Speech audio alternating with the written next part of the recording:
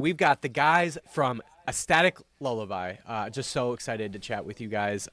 You guys are legends in the alternative music scene. That just like anything post-hardcore, emo, all of that world is like it holds such a huge place in our hearts for Cullen and I, and so it feels like an honor to any time that we get to interview a band that has been around for a long time, has been a legend in the world that Cullen and I grew up with in music. It's just a big deal. So super grateful that you guys are hanging out with us, and the fact that it's like 4 of you makes it even extra special. Normally it's just like one guy, but typically, it's typically just that. But the fact that the whole band decided to show up and hang out with us is special. It's pretty sick.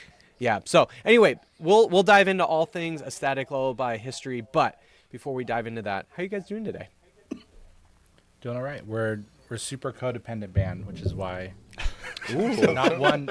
There's no single person that has enough stamina to get through a whole. Yeah, I got extreme agoraphobia unless I'm connected to my friends. So, well, if we could please, real quick, just so the listeners, if they're not watching on YouTube, so they know who each voice is, would you mind just saying your name and saying hello real quick, each? Yeah, my name's Dan. Hello. My name's Joe. Hello. My name's Kyler. Hello. My name's Nick. Hello. No, that's not Nick. That's Joe. Don't let him fool you. Nick walked away. Nick will be back. I'm really nervous after that. We're trying to fool the AI. Wow. Into thinking Joe's Dan, I hope Nick knows that this is like not that big of a podcast, so there's nothing to be that worried about. This is not like playing all Coachella or podcasts something. are the biggest podcast. Don't tell the Uber driver that. He thinks Nick's something today. Wow. Dan, has anyone ever said that you kind of look like Louis C.K.? I've heard that. You have heard that. Maybe a younger version. Yeah. And we're both redheaded Mexicans, so. Yes. Yeah. Dan, you're Mexican too? And I've heard Tom Hardy. Yeah, I get Tom Hardy. I get. Whoa, that's a completely different realm. I was not going to get Tom Hardy. I have heard Tom Hardy for him, and then there was another one that was really I get good. Gerard Butler. Gerard Butler. I get. I used to get Devin Sawa. You guys know Devin? When I was little, Devin I looked Sawa. just like Devin Sawa when I you was did younger. look like him. That's Wow. fun.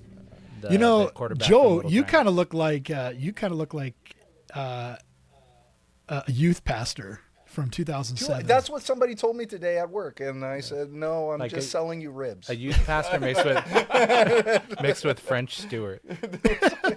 That's I funny, used to get Cullen, that Barack you think. Obama as a kid all the and time. less allegations. Is it because I have the collared shirt and the the boots? jeans. Is that what's going on? Could be. I think Or it's is it the glasses I think it's and the rectangular. swoopy Yeah, it's the rectangular It's the glasses and the faux coiffed hawkish and the hair. glasses, Yeah. for sure. And Wait, so the quarter zip doesn't help. so what age range am I at Sandals Church of Beaumont? Who am I? Very specific. You're Who like am I? you're the guy who's running the high school youth group, but then you're transitioning into the marriage and family counselor position. Okay. I can see that. Am I the main? What do we call that? The chaperone for all off-campus events? Pretty much. No, that's generally going to be left to the female. Of the group, of your youth pastor group. Cullen, like They don't want allegations at Sandals. Oh yeah, okay. the funny thing about that, like that whole like career trajectory for you, Joe, is like there's literally a specific person that Cullen and I grew up with that was like a youth pastor that transitioned exactly to that exact position. So I wouldn't say he looks like you, but like He doesn't, no. He's got the vibe. He's got the same vibe, and I can see it. Okay, Yeah. I like that. It's also the way you cross your legs. I think it's that too. Well, Dan yells at me because sometimes our feet touch, so I got to be very careful. Yeah, he's got to keep his. I got to keep it low and at a correct angle. Otherwise, we're playing footsies, and it doesn't like that. So if we go the same direction, then I cross into his boundary too. So it's very serious. Yeah, Joe, you definitely look like the kind of guy that like you've graduated to crossing your legs now, but when maybe maybe 10 years ago, you're the guy that was sitting backwards on like a folding chair. Backwards stool. Yeah. Yeah. Okay, I'm with you. There's no way his pants were loose enough. Classic No way. emo. Like, oh yeah, you guys are definitely emo if your jeans are gonna rip if you like spread them a little too far. That was like the least toxic masculine thing about the emo scene was how tight the jeans were. Not just because they were tight, but because you couldn't man spread in them. Well, I mean, Yeah. we found some workarounds because girls' jeans did start putting the elastic in the jean material sooner than the men did. Yeah, and you so realize, if like, if that's you a got great into invention. The right changing room. You purchased the correct jeans and you did the math from like whatever the ratio is from a male like 32 waist to a woman like 8 or 10 or 6. I don't know how that works, but that's how that happened. Yeah, there was a lot of Lucky's jeans. And doing the math, doing the Yeah. conversion. Yeah, Conversion. we're doing that a lot. I would imagine so. Those were the All right. times. Right? So let's talk about history of A Static Lullaby. Yeah, I'd love to just like hear kind of maybe the origin story of like how did things get started? How do you guys, how did you all get involved in this? This is maybe where like Nick can go grab a drink again because I know he's like brand new. But yeah, We're for the actually rest gonna of let him answer the whole thing. but yeah, I just love to hear, yeah, like how did this whole thing start for you all? What's crazy is like, you guys have been around for, what is it, like almost like 25 years nearly, or maybe even over 25 years. So it's been a long time. And so I imagine there's some fun story to this, but maybe not. Maybe it's like, the classic, like we were the high school guys that just wanted to play together or whatever, but who knows? Well, yeah, I think that's what I'll start off with something that we never talk about. And the inception started with a band called 12-Step Program. Oh, That's how Are it you sure that started. was a band? That was a that band. wasn't a place you met? No, that was where my parents were meeting, and I think that's where I got the name. But Dan and I started playing in bands really early in high school, freshman year, end of freshman year, sophomore year. We did that. He kicked me out of the band. We went through A lot of stuff happened. some Too stuff. much, and then, too much footsie? Or? I had Not enough 12 exactly. steps He did or not what? like the way I was crossing my legs. And then I had the most epic rager of a party of all time. I think I was 18, 19 years old, something like that. You're turning 19. Turning 19, and the whole like a tri-county area winded up showing up at my house. It was so like can't hardly wait type of deal. And my band played, and Dan's band played, and then we had some other like hardcore bands like Hurricane Rana and like Scars of Tomorrow and a bunch of other bands playing my house, and then take it from there. I don't. Yeah, Joe's band at the time, his guitar player was currently leaving to the Army, and I was having a falling out with my band due to some other stuff. And then Joe, we had been best friends before that. We hadn't really talked in like a year due to like the falling out of our old band and what happened there. And he kind of just came up to me and he's like, hey man, like we were hanging out a little bit. We started getting chummy, maybe drinking, having some cigarettes, being cool. And then he just kind of asked me if I wanted to maybe join the band. And I was like, sure, I'm about to fall out with my band. And then that's how it started. And then towards the end of the night, we were talking more, and then Joe's like, you know what, screw it, I want to start a brand new band, like something different. I want to do this, and like Jimmy Eat World mixed with Poison the Well kind of thing. Dang. And we didn't really know what was going on. Yeah, at it does the time. sound like It the was perfect all- combo, I'll just say. Yeah, it was. That's basically what we were trying to go for, and everything else is history. The next day we wrote our first song, and We did too. yep. I don't think from that point on, I think Dan and I wrote probably half of the first record within a week or two. Yeah, like a week or two. It was like every day we have a new song.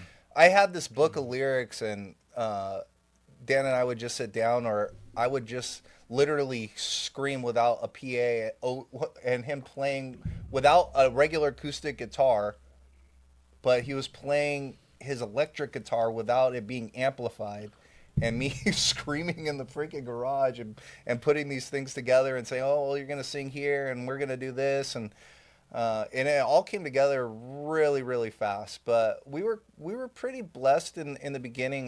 We had a drummer who Brett DeNovo, and he's out of his mind. His brain works in different ways. He plays guitar upside down, and he was just so creative. And I think drummers really, really kind of set the tone for a band when you're first writing and putting it together. And he was chaotic, and it really fit kind of the thing we were going for. And then we saw, there was some guys doing some things around Chino Hills, and we kind of cherry picked, really, just like, okay, well, you're pretty good at what you do over here in this band, and your band's doing this, and you got connections, so we'll grab you over here, and then we'll ask you over here. And I think within 2 to 3 weeks, we had a full-blown band, and like 3 or 4 songs, and I think within our first 3 weeks to a month, we had our very first show, which was we opened a drive-through records night with Finch starting line and Alistair, and that was our very first show. Holy shit! And that's Gosh, that's you guys moved like a Bible college couple. Holy cow! Yeah, that's right. That's due to us just getting the right people in our band. We got this bass player, and he was a young kid. He was 15 years old, but he had a ska punk band, but he was really good at making relationships with labels and booking agents, and he was booking shows for a bunch of local bands and stuff like that. And this kid was a little mogul at 15 years old, and yeah, he joined the band. He loved it, and he just hit up everyone and said this is my new band, put us on shows. Did you, between you two especially, because obviously you both had been in 2 different bands, did you kind of immediately have a sense of, oh, this feels different, like in terms of just maybe even the hope of, yeah, and who knows what you guys had for a hope of oh, this could be a thing, or maybe this is the big break or whatever. But did you have a sense of this at least feels different than the previous bands you were in? Yes. Oh, for sure. Yeah, we thought it was super special. We didn't think anyone was doing this, and then we play that show and we find out okay, Finch is a little bit like this, but not really. They were more Deftones, and it's very subjective at the time. If you look at it from 10,000 foot view now, it's yeah, it's all kind of the same thing. You're doing screamy, singy, but back then it was oh, they're more like Deftones meets Jimmy Eat World, not Boys in the Well. Yeah. But yeah, it was very, very much like that. And then I think we thought it was super special, and whatever we were doing was super different. And then Joe actually went on tour with Finch with our demo. He was their merch guy, and started passing out our demo everywhere, and started finding out we're not the only ones doing this shit. There's Taking Back Sunday, there's Brand New out there, there's Thrice. Glassjaw. We didn't know any of these bands. Yeah, I came from a background of Joe and I come from a ska core background, and punk, not necessarily punk, but Lagwagon, No Use for a Name, Millencolin, yeah, things like that. And then Joe got more into the hardcore thing. I got more into the emo side, the Jimmy Eat Worlds and the Get Up Kids and the Dashboard, Alkaline Trio-ish stuff. And then we just kind of met in the middle with all that stuff. Yeah, that's kind of, I think I always championed the idea that we were gonna be something, right? I believed that the second that we started it, but I think I've been that way my whole life. I when I'm about something, I'm about it, and I have to believe it 100% to dive into it as crazy as I do, I think. And I don't know if that's healthy or not healthy, but I do know that the band probably appreciates that they can bring anything to me, and I'm generally going to be excited about it, and they'll know. Yeah, and Joe's a salesman. He could sell you on yourself in a second. Yeah, and he did. Me joining with him and then starting this, he was basically selling me to me and my capabilities to do this. And I'm like, Joe, I haven't written with you in 2 years. I don't care. I know you can do this. You're the guy that's going to do this. I'm like, all right, whatever. We're doing it. All right, let's go. And it all just worked out. It's very intoxicating when Joe gets like that. So. And when going out on tour with Finch and then passing out the demo, people were co-signing my beliefs, right? There was a lot of somebody saying, this is pretty damn good, and then that's neat too. Reaffirm. And it just, when you want something bad enough and you get a couple lucky shots, there's luck in that involved, but I think there was just 100% belief that Totally. we were going to do the damn thing, whatever version of what that thing was, is we were going to do it, right? Yep. And so, You all went all in. I get that. yep. You, I think there was some shade thrown at Joe for maybe not being the best choice for a marriage and family counselor, but he certainly validated what he believed in you, right, Dan? True. Yeah, but he's had a lot of divorces. That just means he's super experienced. So maybe that makes him qualified. I don't know. Yeah, I think so. That actually, when you put that on the resume, Yeah. they want They might somebody like with that. some history. Yeah. Okay, that's- Been there, done that kind of situation, right? yeah. Yeah. I know what that is. Yeah. That's what I told my wife this time around. So I know. You know. I've already been through the ones that, just weren't worth my time. That's right. You're it now, baby. So what's Take it, really hon. I love you, baby. Stop. So what's really cool is so the very first album you guys put out, and Don't Forget to Breathe, ends up like in a lot of ways just becomes this like really classic album, and obviously we'll get to talking about kind of the recent edition of that in the life of that album, but yeah, I'm just curious, like, obviously you're talking about like some of those early demos and everything, like tell us, like, and whatever it is that you want to say, but like I'm just curious, like, what's the story about that album specifically that maybe you want to share? Like maybe there's a story about that album that you haven't shared before publicly. Maybe there's a story about it that you're like, oh, we have to always share this. But I'm just curious, like, what's the story around that album? I don't know, maybe it makes it feel like a classic, or maybe makes it exciting to you still. I just think the recording experience was pretty intense. Steve at the time was like, Steve Evans was Ross Robinson's engineer, and kind of learned the way that Ross Robinson worked with, like, bands like Limp Bizkit, Glassjaw, Slipknot, like, to get performances out of them. Like, channel something, what's the song about? Kind of going into the psychology of the song. What's the song about?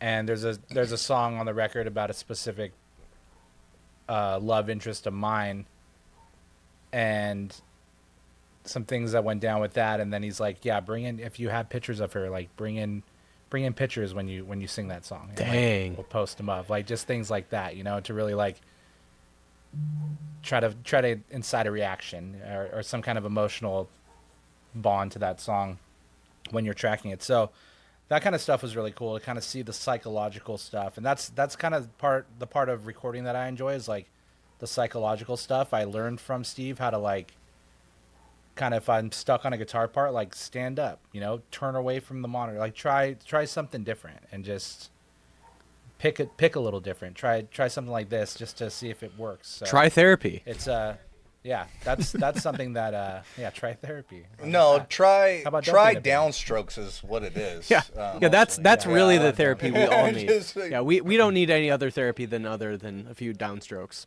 Yeah, that's pretty much what it was. Like, I don't know. Now I'm the king of downstrokes. Yeah, you because of are, Steve. dude. So I think for me, recording that record, I mean, like Dan said, Steve put me in some really precarious situations trying to record, because at the time I was really struggling. I was sick, and I had lost my voice completely. Like I was really, really, like, not able to do what I normally do or feel comfortable doing.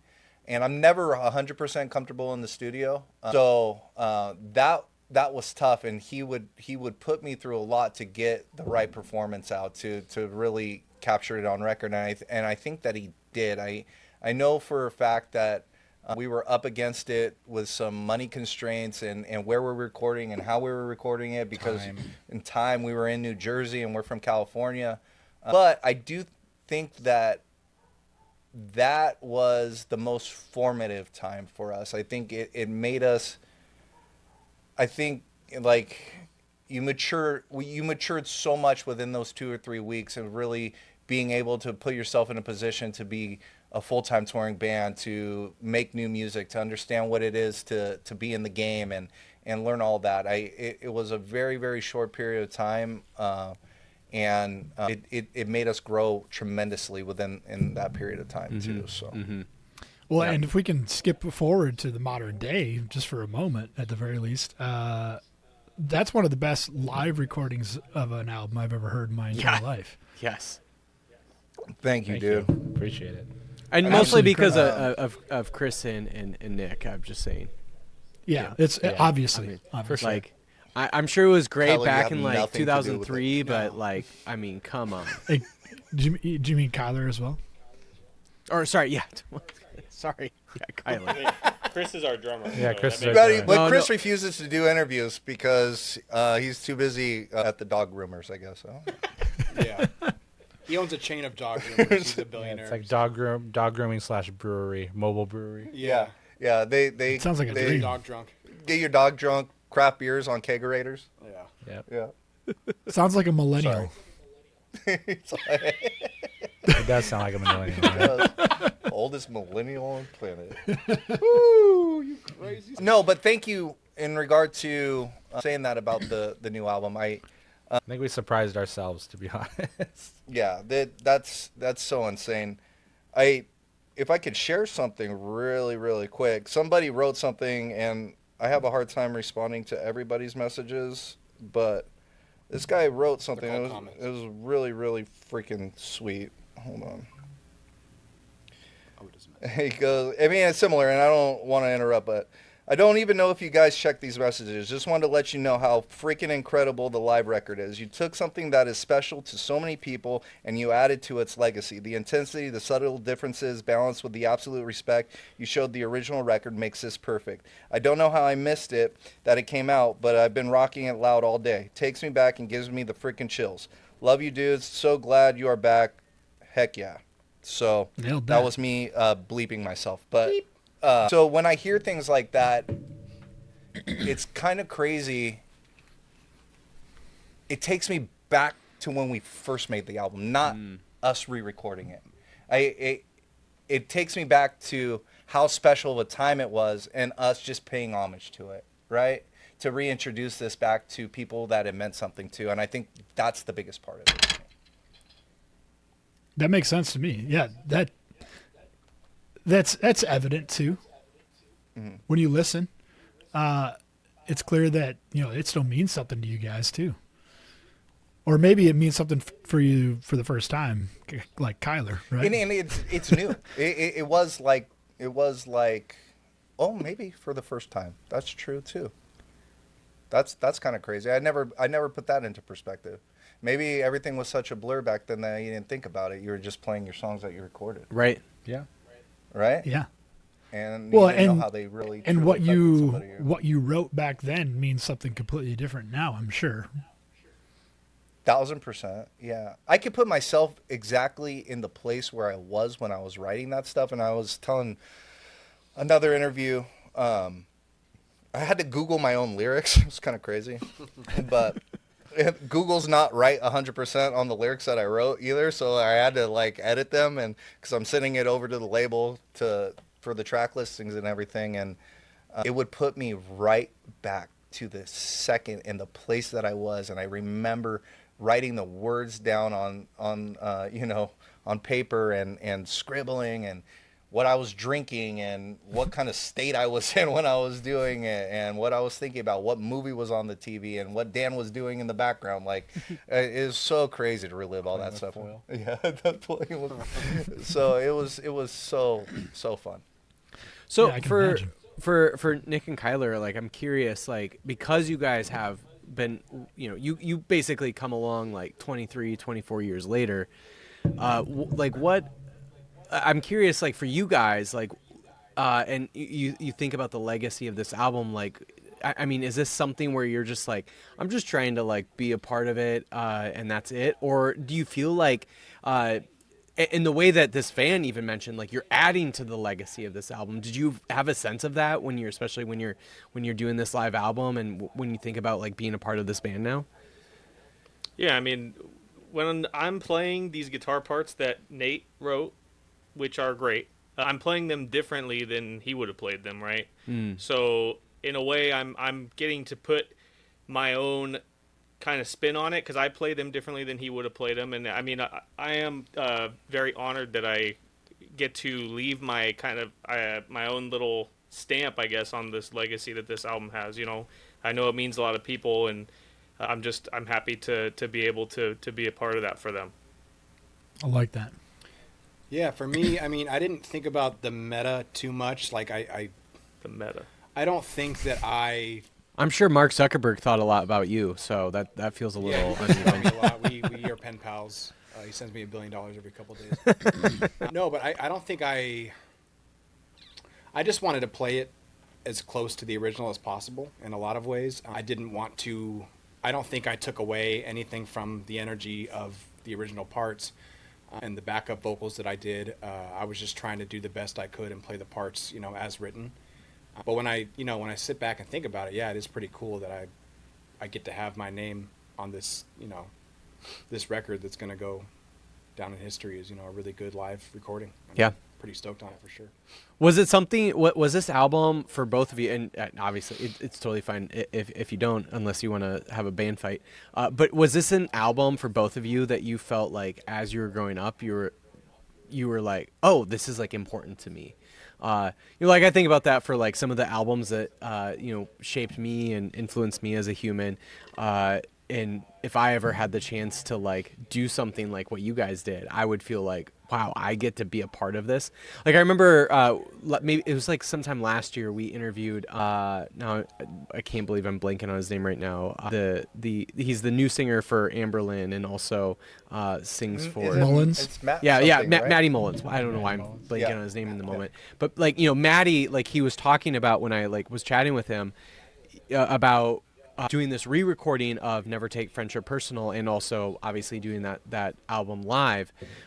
You know, he talks about how like that was an album for him as a kid, was like so important for him as he was like growing up, you know, and like learning to be a musician. And so like he talks about just like it was such an honor to like be able to like now be a part of this, part of its history.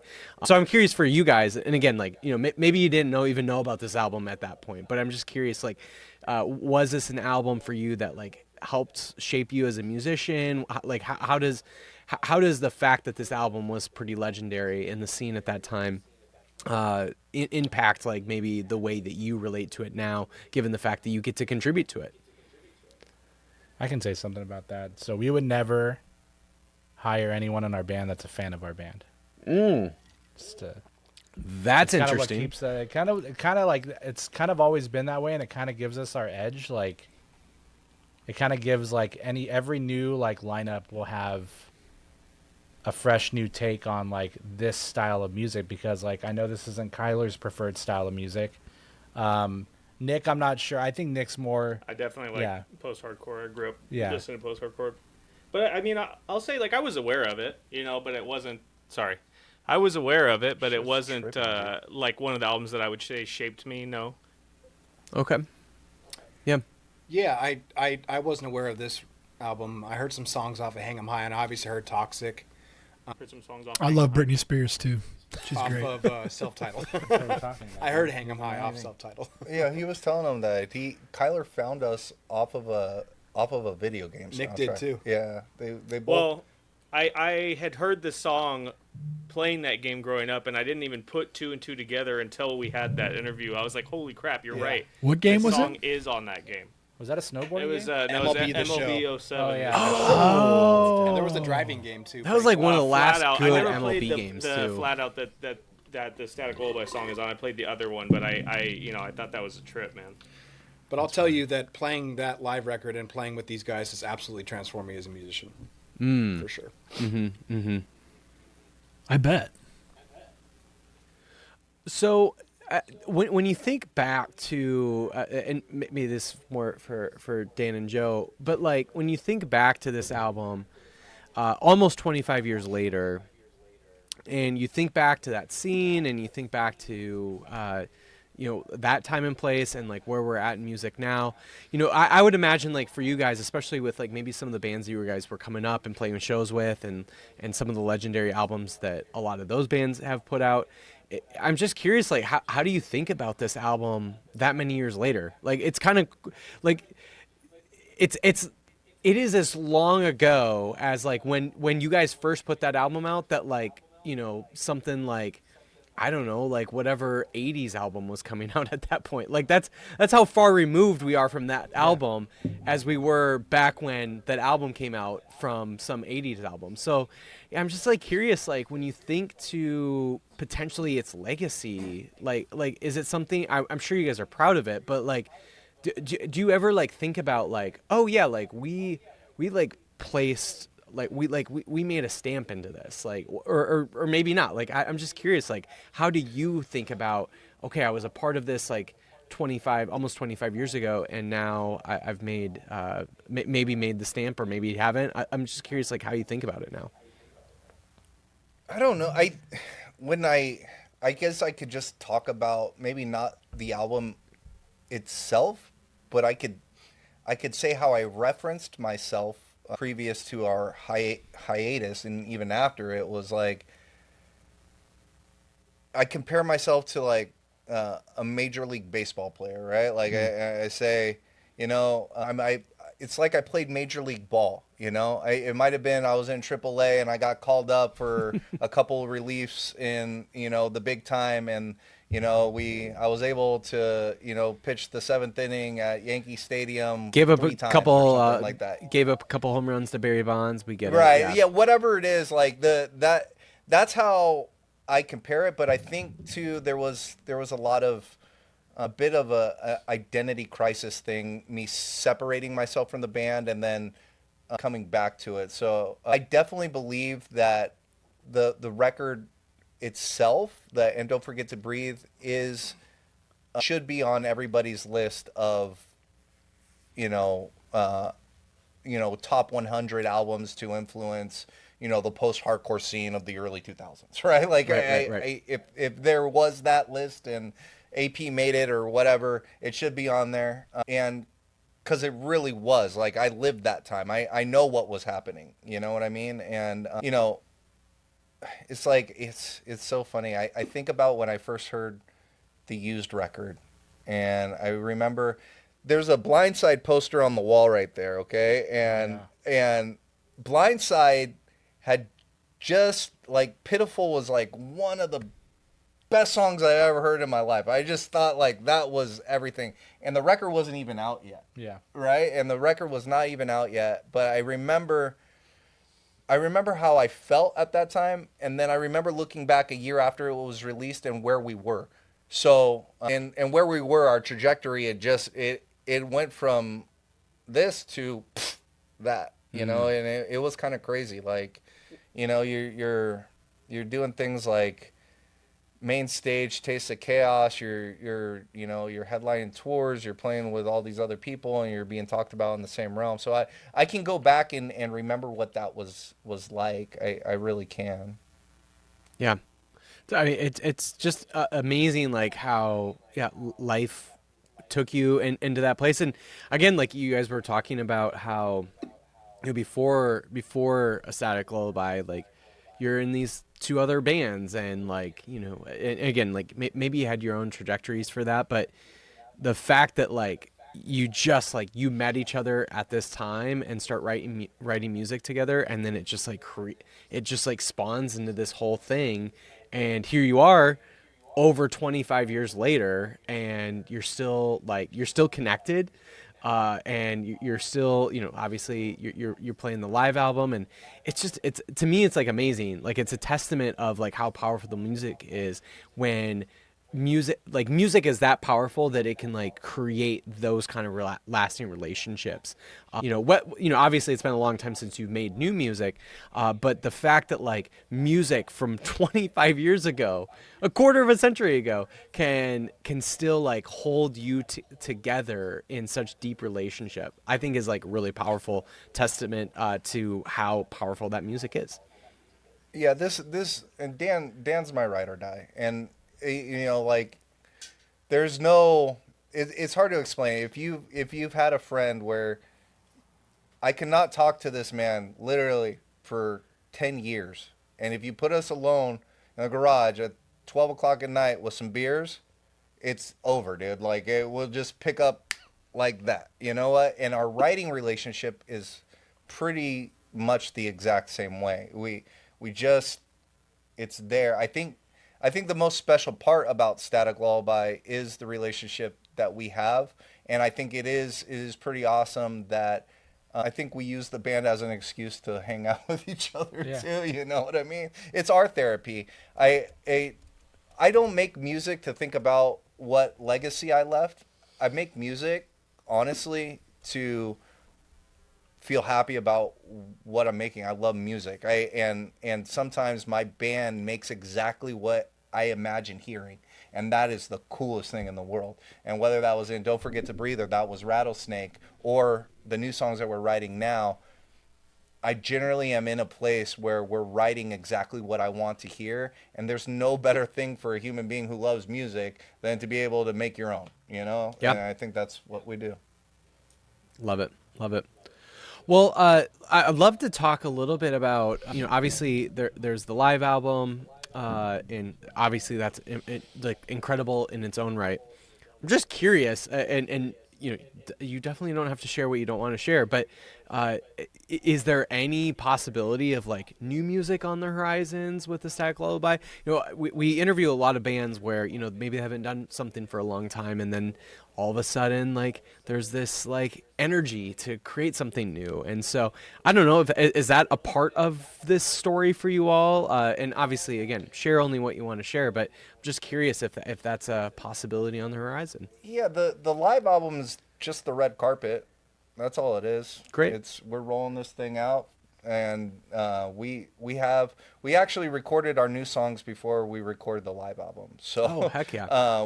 We wanted to reignite the fan base with something that they were familiar with, right? And just instead of take this thing that we're doing now that we believe in, that somebody might say, well, what the heck are those guys doing? They're just gonna release a song, and then put that into the ether and see what it does. I thought we owed it to our fans to say hello, let them know where we are, by doing these interviews, by doing our podcast, telling them who we are as humans and where we're at in our life today. Because, like you said, it's been 25 years, a quarter of a century to this point where we're actually going to release new music. And that's the stuff that we're actually really, really excited about, is to share new music. And to pull back the curtain a little bit, I'm actually in the process of setting up a schedule to have our first release here pretty soon. Heck yeah. That's awesome. Yeah. And That's awesome. I think what I think that Dan and Nick and Kyler can elaborate on is probably more about where we're at as, songwriters today, and how the process has been going, and to have the new guys involved. And, I think that's probably one of the most special moments, is that we're all clicking so well, and that the music actually is something that I don't believe is going to cheat anybody for 1 second. I believe that it is so spot on for anybody that loved us from album 1 to anybody that loved us from album 4, and to get it here today, to think about being able to release this and share it with everybody. I'm freaking excited. So That's awesome. Yeah, I think naturally the songwriting is kind of like with the newer stuff, it's kind of picking up where we left off. Like with Rattlesnake, not every song was the same. There's kind of like that southern rock vibe in that record, and we have a lot of that still. I think that for me, that's kind of like my favorite type of thing to play that I learned after we wrote Rattlesnake. Is like I love just riffing like crazy on guitar and writing crazy riffs. Yeah. Like it's not something I ever did before. I was very structured and all about the songwriting, with the first 3 records especially. And Rattlesnake, I just kind of like said, fuck it. Like, what's up? Oh, sorry, they're passing cups back and forth. What do you want me to do? But yeah, I think it's really easy for me to fall back into that Rattlesnake type songwriting, but I'm trying to make a conscious effort to kind of dig deeper and go further back into my songwriting as well, to like get a nice blend, and maybe not like not in like within one song, but like different songs. Like we've never been afraid to have like different feels of the songs like throughout the record. Like this song's gonna be, you know, a total like, I don't know, triplet filled, like weird shuffle song. This one's gonna be like Southern rocky. This one's gonna be very like soft with clean parts. Like we're never afraid to do that, and I think we're gonna do a lot more of that. Like experiment, and maybe not everything makes the cut, but I'm just gonna keep trying to like harness all those eras of A Static Lullaby to see what we can deliver on. I will say, especially when it comes to like post-hardcore, one thing I've really missed, I think maybe like some bands were like kind of playing around with this for a time, was that Southern rock sound. Specifically within post-hardcore, like it just like there was maybe a little moment where that was kind of like you got a little taste of that, and it just kind of fell off. And there's still really great post-hardcore, don't get me wrong, but like that kind of like Southern, that sort of Southern rock influence, you don't hear that as much, and I love the groove that Southern rock creates. That's the thing. It's a groove in the riff, right? Like I think it's something that we're definitely not straying away from. It's not something that we're not doing now. So, but I'm definitely trying to be conscious of it these days. Like I don't want to just do the one thing. Like we can do those songs all day, and write a ton of those songs, but it gets a little stale. Because even with Rattlesnake, like there were about four of those songs, and like it was very like I think for us and our new record and having those 4 songs on the record, it was like very overwhelming to like. People kind of thought that's like what we were now. Yeah, it's like no, listen to the rest. Of it. There's a whole other like portion of the record that's like not that. But some of those songs are straight punk, dude. They're just pissed off punk rock, and then you're like, dude, and because Rattlesnake comes in and it's got and it's riff heavy, like I guess maybe Bear Trap too. Yeah, but I think that's what's special about it. And Don't Forget to Breathe. Like it did have a certain sound, a specific sound, but it also did set like a canvas of like what we're able to do as this band without straying away from being this band. Yeah, we told everybody we're not even afraid of fucking ruining our own career by releasing Fossilitito. We'll write whatever we want. I will say like one thing one thing I've always loved about post-hardcore, and I think like maybe the best post-hardcore bands have done this, is they can like there's kind of this not accessibility, that's not the right word. There's a flexibility in the sound where you can kind of go in a lot of different ways and it makes sense. And like you like let's say you make the most classic post-hardcore album. Let's say it's something from Thursday, right? Like let's say it's like Full Collapse Thursday. But then like Thursday could have gone more hardcore. And there were some like bands similar to Thursday that did that. And then there's like bands that go more like emo or like softer or whatever it is that you would describe it as, or even like more post-hardcore, which is like what even like Hopesfall did at some point. Like there's just so many routes that you can kind of take and it still kind of makes sense for that band's sound. And so there's just this like variability within post-hardcore that I've always loved, and it's why it's probably my favorite genre of music. Is you can just you can go a lot of different places with it, especially in the alternative music scene. Yeah, for sure. And I think like with the development of like the post-hardcore sound, not to say that like we were pioneers or anything, but like of that early 2000s, like everyone was conscious of what it was. It was a mashup. It was like the thing. So it's like that's how it began. It started as a mashup of styles, so like it just became more and more of a mashup, and like a lot of bands lean more towards like the pop punk side. There's like Day to Remember, who are heavy as hell, but they like lean towards like a pop punk sensibility as well.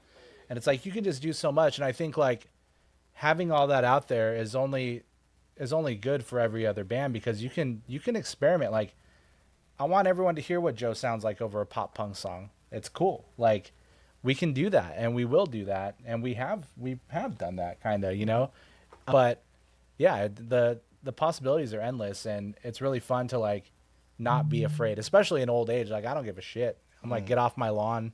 I'll write what I want.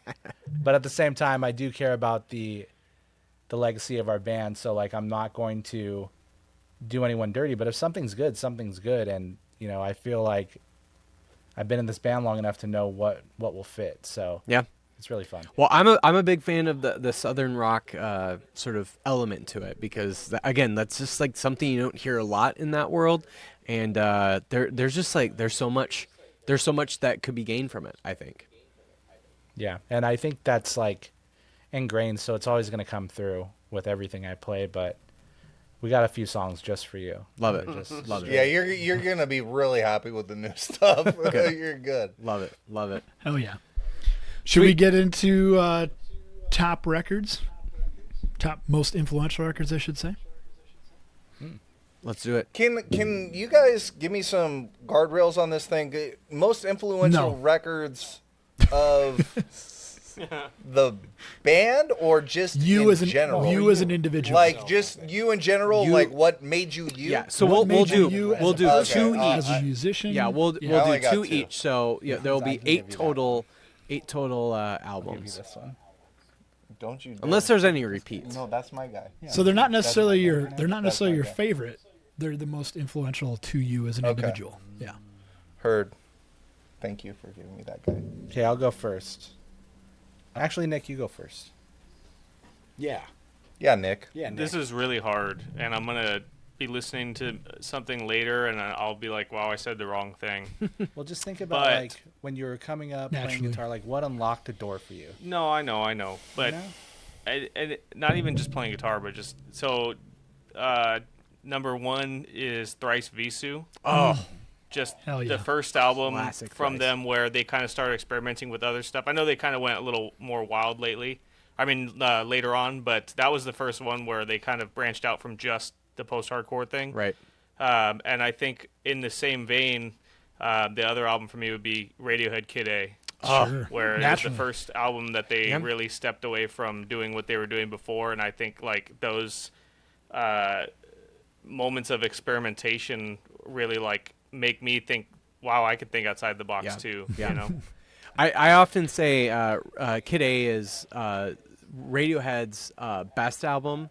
It's not their most influential, and it's not even my favorite album, but I do think it's their It's best not mine album. either, but I definitely think it's their most, you know, I agree. I'm with you on that. Yeah, yeah, and I think Did Kid A you know, come out I think at before this OK point, like Computer? Thrice has released so much out there, you know, and they've had so many good albums where they probably do have like their influential album, they've got their best album, and then you've got like the fan favorite album, and there's just like each one of those could be different, and so Thrice and Radiohead feel like one of those, like two different bands that can kind of like you've got like a fan favorite, you've got an influential, and you've got a best, and they could all be different.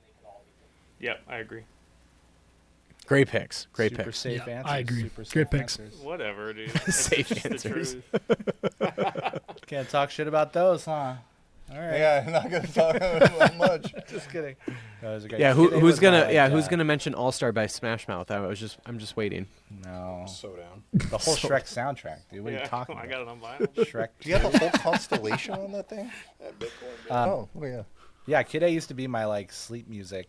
Yeah, me for too. Forever. I would fall asleep to Kid A, everything in its right place, and then like wake up in a panic when national anthem starts. The saxophones come in. Yeah. You're like, Then you go back to sleep. It was nice. It was nice. I timed it like right with like my night sweats and my anxiety, my panic attacks I would have. Perfect. Yeah. It was perfect. Kyler, you want to go next? So you can lean in. Like, trying to think of like when I went through musical puberty. Hopefully it was my uncle less. showed me Bleach by Hopefully it was less Madonna. worse than the physical puberty. No, they were about on His par. physical puberty probably hurt, dude. They were both. He got sticky. growing pains, dude. I'll tell you those, dude. Watch out. Here we are again. We're gonna ignore everything that was just said.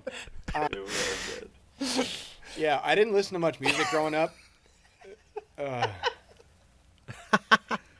go ahead. I hate you guys. They're obsessed with a certain body part of mine. I don't know, Oh! We keep talking about Kyler's junk. I don't know why. It's so weird. Wow. All right. Impressive. He wore some sweat shorts to the airport, and we were like, "Oh, We get it. okay." We get it. So, Yeah, so we've all that got a thing. friend like that. We've all got a friend like Yeah. that. you all suddenly realized what he was dealing with and what you were dealing with. Is what you're saying? Yeah, I didn't know. Well, he wasn't wearing underwear, I'm pretty sure. So I was No, like, I never that's knew. a choice. Yeah. Come on. I was like, that's a choice. Were you just like on an airplane where you have to like? Kyler was just scoot waiting by for people? TSA to pat him down. Trying to assert his dominance. He's going sideways Yeah. to get through the aisles. Trying to get to I'm the so bathroom. Sorry, dude. Oh, Oh right, my God! Kyler. Did that just Dang. hit your nose? Someone got a black eye when he reached up to get his carry-on. Whoa, Oh my gosh. Kyler. You're in been the wrong nonstop. profession, I brother. don't know what's happening. All right, so what were you? Yeah. What were Don't your play favorite coy. records? Don't play coy. Frick you guys. Yeah. There you go. What were your records? Bleach by Nirvana and Undercurrent by Bill Evans. Undercurrent, Evans. Undercurrent by Bill Evans. A Huh? jazz record?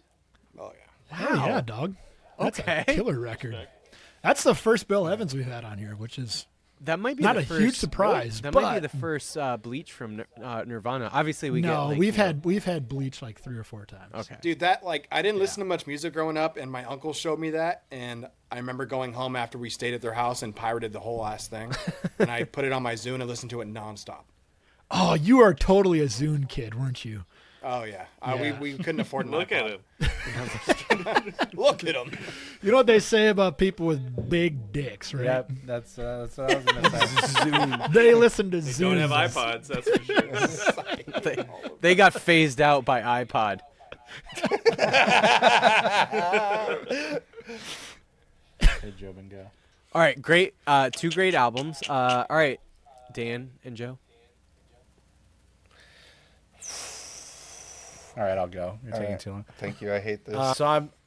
I was thinking about this today actually. Like, what were the 2 records where I like really started to dive in, like really listen to music and like be surprised and like just like completely encapsulated by what they were doing. And I think the first one where I started to listen closely and actually like try and learn some advanced stuff was Propagandhi, How to Clean Everything. Oh boy. Was Okay. That record. Oh boy. One of the songs came on like shuffle for me today, and I was like, what the hell, dude? This record was like everything to me at one point. And that, and I think Trash by Lagwagon, like I still listen to that record religiously. Like that record is insane to me. We've had a lot of Ladwagon on here recently. I feel like that was part of this whole thing, man. You had to like Lagwagon, especially if you're going to be a good band. You had to like Lagwagon because they're great. That makes sense.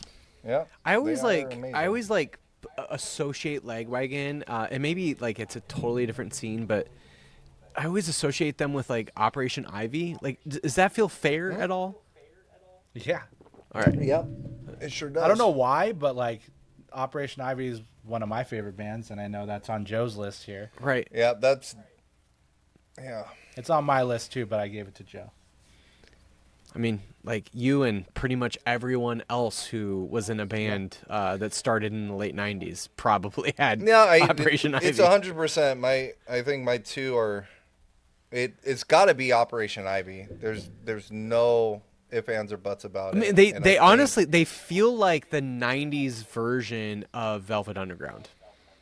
Yeah. That's a good point. Yeah. And the funny thing is, there was a band called Slapstick, and they're a ska punk band, and there's a band called Link 80, and I remember really being into these bands because of Operation Ivy, but I think it picked up for me right after that was like, it had to have been Rancid. It had to have been Rancid after that. Good call. I think Operation Ivy and Rancid were the 2 most formative things for me at 13, 14 years old, 12 years old. Yeah. And what I was listening to at that time. It's a lot of Tim Armstrong, man. I know. It's probably that. Yeah. Outside of that, I don't know. I think about like I would fall in love with record labels, right? Yeah. I would fall in love with Epitaph, or I'd fall in love with Hopeless Records, or I'd Yeah. fall in love with Asian Man Records, Yep. or I'd fall in love, and I was pretty true to that. And that even lasted all the way up till we were 18, 19, 17 years, like even Vagrant, after Static Lullaby. Vagrant Records Yeah. was anything that they were putting out, I was about it. And Vagrant felt as close to me as the early like Hopeless and the Epitaph and the Fearless Fat records Records. and the Fat Records and any of that stuff. Vagrant was the closest, so it was probably Vagrant and Drive Thru who were releasing the most. Yeah, I miss those days where like record labels were like cool to like Yeah. you'd have a record label Yes. sweater. Yeah. Like, we would 100%. rock Asian Man record sweaters. Everyone had Fat record sweaters. Like that's not gonna happen anymore. Yeah, which yeah. is crazy. Yeah. Honestly, the closest for that, I mean, Cullen and I grew up in like the Tooth and Nail Solid State scene, so obviously those were like the two record labels that were huge for us. But I will say, like, for me, the modern day, like the closest, and it's not even really that, it's not in the same way that it was back then, but the closest that I have to that now is Death Wish. Like anything that Death Wish puts out, like Jacob Bannon and Death Wish, I just like fucking love. It's just the best. So that's but like the there's, a closest band, I have. You know, there's like Converge lore there though, and there's like, so that I feel like it was weirder back then because they were just record labels. Right, They exactly, just put exactly. They were just record labels putting out bands, and like sometimes you get into the record label before you even heard any of the bands they were putting out. Like, Yeah. it was really weird. It's just the way things were marketed, and like street teams were Bingo. just passing out compilations or whatever it is. I'm not That sure. took me down another rabbit hole. Converge and Cave In, bro. Like that's life changing yeah. for me. For sure. Yeah. Oh, you picked your two. Sorry. Yeah, I know. I'm like, until the heart stops, let me have it. Let me go back. Oh wow. Antenna, bro. Yeah, Antenna's great. Antenna's good too. Some great picks, great picks. I love. I mean, all of those bands, incredible bands. I honestly can like hear like for each one of you, like all of those bands, all those albums. You can hear a little bit of that, whether it's in Static Lullaby or even like I would imagine like some of the new stuff that you guys are doing. Like there's just a little bit of it that you can hear in all of it, which is so important. And I think that's like what's really cool about music is, you know, you hear, you know, some of these early influences or even like later influences, and you're just like, oh yeah, like that's something I would love to do, and you like create your own version of that. And I think that's the beauty of music is it inspires you to like try to create like what is your own version of that. I just think that's really cool. Any piece of art, but especially music. Yeah, for sure. And I think you know, I'm still always chasing that. Like, do I make Propagandhi proud? You know, Yeah, would this riff make Propagandhi proud? Like, I chase that on the day-to-day basis when I write a song. Like, I'm sure. like, I wonder what so and so would think about this riff, or what would so and so do with this riff if this was something they were presented. Like, what would be a flair that they would add to it? Like, of course, like inspirations are inspirations, and like you're going to like learn and mimic those at times. You know, so yeah, it's so much fun. Music's fun. It's just a lot of fun. Yeah, music is fun. Love that. Love that. Well, what do you guys want to plug? Obviously, the live album. People can get that. Yeah, like I don't like.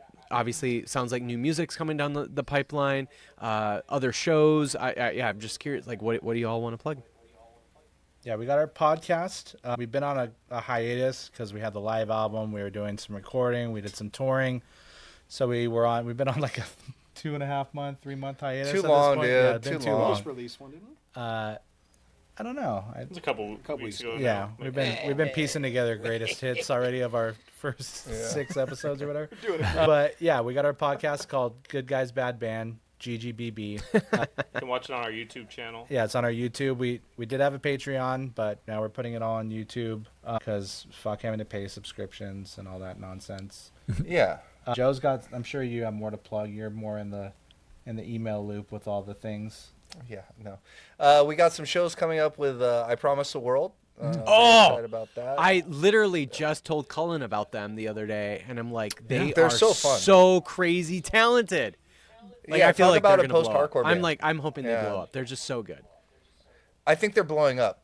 So I think they're doing it. I So think they're doing it. the seem to really kind of give two fucks about that band, and that's awesome. So we got those shows coming up, and we're stoked to be playing those. It's going to be San Fran and L.A. We are going to have Rattlesnake come out on vinyl. Heck yeah. We are going to be releasing new songs. I believe the first single will probably drop before Rattlesnake is out. So we'll probably have a new song before Rattlesnake, if I'm a betting man. And that'll be this year. It'll be this year sometime. We are really invested into our podcast just because it is our therapy. It's our time to just bounce off each other and have fun and talk about music and talk about reminiscing about the band. I think of that. Balloons. What kind of balloons? Just our own balloons. Yeah. Oh yeah, Joe's working on an invention because we have kids and how you always balloons pop, you lose balloons. Don't tell him that, dude. So no, you don't want the because okay, fine. It's He's working on aluminum, so they're like aluminum balloons, so you never lose them. They don't pop, they don't fly away. Whoa. It's been in development but they still float? Of course. Yeah, it's aluminum. Oh. That's brilliant. Is this like the is it the You Hindenburg? can drain the is balloon. it like the you Hindenburg? can drain the balloon. But that's helium Don't is give too. Yeah, is you can't very give. We dangerous. can't give Relies too on much surface away. tension. There's the quantum mechanics of it all. The Yeah. craziest part is you can What's the still, max temperature? 20 Kelvin. 20? Wow. 400 Kelvin, he meant to say. And you can Yeah. still hold liquid in the aluminum. Yeah, you Whoa. can use it as a canteen as well. Is that what we're doing? Yeah. That's perfect. Are you awesome. hoping this funds the band? What's the purpose of this? Other than So you Just don't, for the kids. Yeah, so you don't. Yeah, for the Side kids. skrill. Yep. Yeah, Yeah. you need Trying to get rich. Combined, I think we have 28 kids, so we have a lot of birthday parties. That's a lot of birthday kids. parties. Yeah. And that's between Lot the of three of balloons. them. That's I don't what got no divorces kids. do. And Duty imagine the balloon count. Yeah. Yeah. Especially when they start getting up in age. Yeah. A lot more balloons. way It's a more lot more balloons? balloons. Balloon budget. It was something we were worried about. We're like, Joe was like, what if we came up with, I don't know, balloon? And then Dan and Joe said balloon at the exact same time. Yeah, it was so cool. Balluminum is such a great name. I feel like it has the potential to take over the industry as the name. Kind of like how I think Kleenex. so. Yeah, Everyone it's gonna knows a get Kleenex is a Kleenex, you know what I mean? Kleenex. You know? Yeah, Yeah. exactly. Yes. Yeah. So all the They'll wrap up imitators will still be aluminum called from the balloonum. CVS. At the Yeah, it's gonna be it's at the pretty very strong- least, pretty strong product. if A Static Lullaby doesn't work out, at least you guys can transition to a boy band and then release an album called Balluminum, and then maybe why that goes can't we release a Static Lullaby multi-balluminum. album called Balluminum. That's true. That's true. Voice too. stream, aluminum. Yeah. Extra strength aluminum? Here's a good question. You know when you rub a rubber balloon on your head and it creates static? Yes, sir. You won't have that anymore. No. Yeah. Son of a Thing of the bitch! I want to have a static You rubbing lullaby against the while lullaby. I'm That's it. rubbing my balluminum on my head. We come from post-hardcore where we don't want our hair messed up, so That's right, dude. we don't fuck with that shit. Cullen usually calls those a static lullaby too. When he's rubbing something out, whether it's on his Yeah. head, regardless part of his good. body. That's Rub that, it out on my head? whatever good. whatever head it is on his body, and he's rubbing No, something no, out. no. He calls gotta that a aim static better, dude. lullaby. I think he was a part of our conversation before the podcast started. I wear underwear though. It's okay, Kyler. That's good. That's why it gets staticky, Tyler right? doesn't. Yeah, that's why I get staticky. That's what he was referring to. He didn't have to say it. Yeah, Kyler knows. Kyler knows, right? Yeah, I know. Colin keeps his underneath the desk, bro. He's fine. All you well- see, is But it sounds he's got sounds like headphones and a Kyler's mic. not able to, physically unable to. No, he's not. That thing will eclipse the sun. Whoa! All right. Well, he I'll wasn't make sure I raised grab like my us. goggles next time we That's interview right. Skyler. We call him Skyler. I call him Dongler. What? Dongler? Dongler. Dongler. Dongler's great. Jeffrey Dongler? Yeah, Jeffrey Dongler. Cooler. Oh yeah. Yeah, dude. The don't hate dongler. Huge podcast. Yeah. It eats people. All right, guys. Well, mouth, I you know. all have been the best. Thanks for chatting more about a static lullaby. It's just incredible that we are able to chat with bands like you guys. I mean, it's just this is like a dream come true in a lot of ways. And so, yeah, thanks for chatting more about obviously the live album, obviously talking about, and Don't Forget to Breathe. It's just like the history of it, obviously the recreation with the live album, obviously the new music, all of it. It's just incredible. So it's just so cool that here we are over basically like 25 years later. You guys are still doing it. You're still killing it. So we're super, super stoked for the new stuff. And yeah, hopefully we get to see you out on the road sometime. Thank you Yeah, guys that so was much, great. man. You guys It are was great. so fun. Appreciate it. It was really fun.